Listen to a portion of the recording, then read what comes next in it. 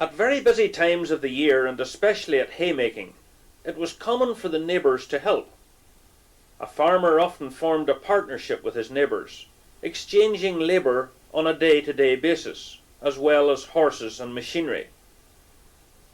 Families that were down on their luck, elderly, sick, or with very young children, were often helped at busy times of the farming year.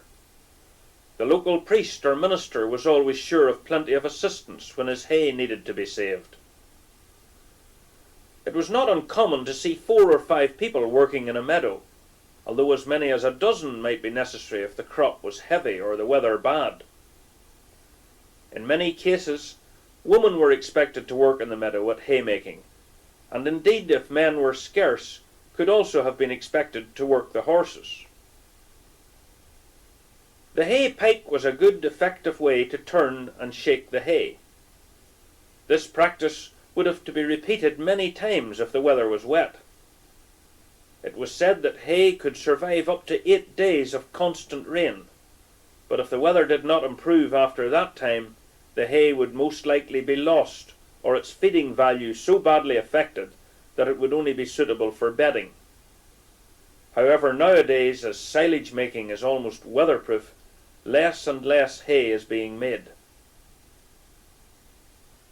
The progress made in farming during the 20th century was already well underway in the 1930s, for although nearly all of the work was still being done by horses, many ingenious inventions were coming onto the market, which made the farmers less dependent on manpower.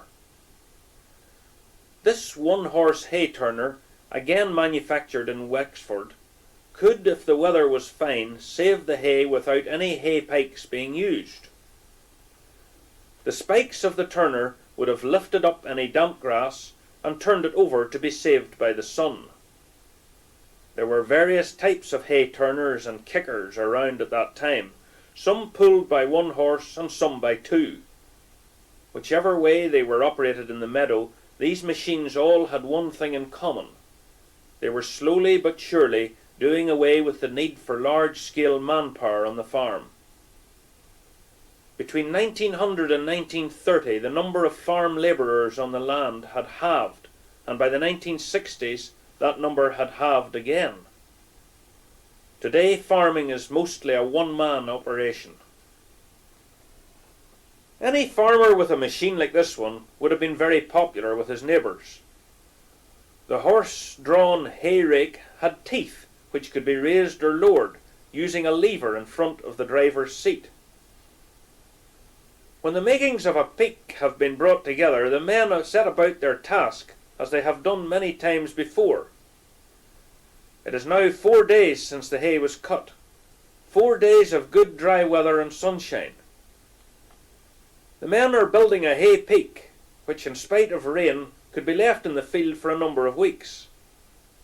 In due course these hay pikes will be removed to the stack and used to build into one large stack. Hay had to be completely dry before the large hay pike was built, for if there was too much moisture in it, it was likely to rot, overheat, and in very extreme cases go on fire. Patrick and his son Michael are making a grass rope. This will be used to tie down the stack.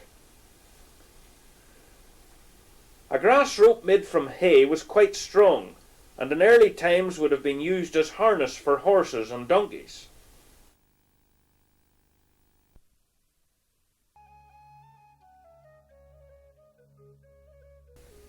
A week later, Patrick and Michael have started drawing the hay peaks from the meadow to the yard, where they will be made into a larger stack and stored over the winter. For many centuries the hay was simply forked from the hay peaks and built onto a hay cart. Hay carts varied from one part of the country to another. Some had to be low slung if they were working high ground. First invented at the start of the 19th century, this hay cart with a 2-man operated pulley was capable of taking the entire pike onto the hay cart. And although a slow enough operation, this method was used on farms until the advent of the buck rake during the 1950s. The father and son team will clear this field of pigs and before nightfall.